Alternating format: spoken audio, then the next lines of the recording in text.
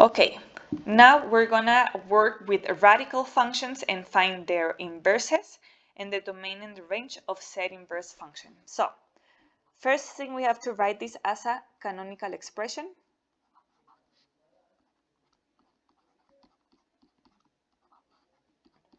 Then we have to switch the places of the variables. And then we have to solve for y. The first thing that's getting on our way is this plus 5. So we subtract 5 on both sides of the equation, so we get x minus 5 equals minus 2 times the square root of y minus 1. Then I have a minus 2 multiplying the radical, so I have to divide everything over 2. So I get this expression. Now, to get rid of the radical, I have to raise everything to the power of 2, so such that in the right side these expressions cancel each other, so we have x minus 5 over minus 2 raised to the power of 2 equals y minus 1. So lastly, I have this minus 1, so I subtract 1 on both sides of the equation, finding this final result. So my f inverse function is x minus 5 over minus 2 raised to the power of 2 plus 1. Now, to find the domain and range of these functions, we will always look at the radical function.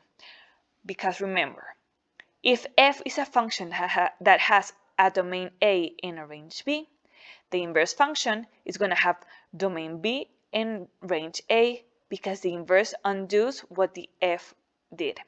So, when working with radicals and quadratic functions, we will always find sets A and B from the radical function. So, to find A, let's find the domain of the radical function. So set A is found by finding the domain of the radical function. So by last week, we know that we have to create this inequality. And if we solve for x, this means that the domain, or set A in this case, is all real numbers bigger than 1. Now, to find set B, we're going to find it by identifying the range of the radical function. The range of a radical function is easily identified by these two terms.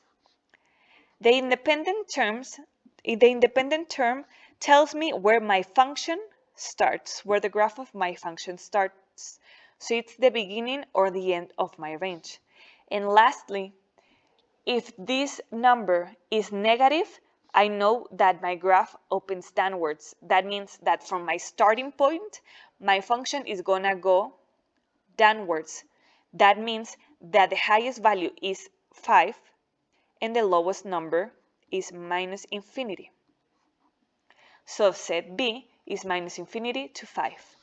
If this number was positive, that means that my graph opens upwards, so my range would have been from 5 to infinity. Well, I'm going to leave that. So we have already found set A and set B. So let's just write them correctly. The domain of the inverse is which one? Set B. So the domain is from minus infinity to 5. And the range of the inverse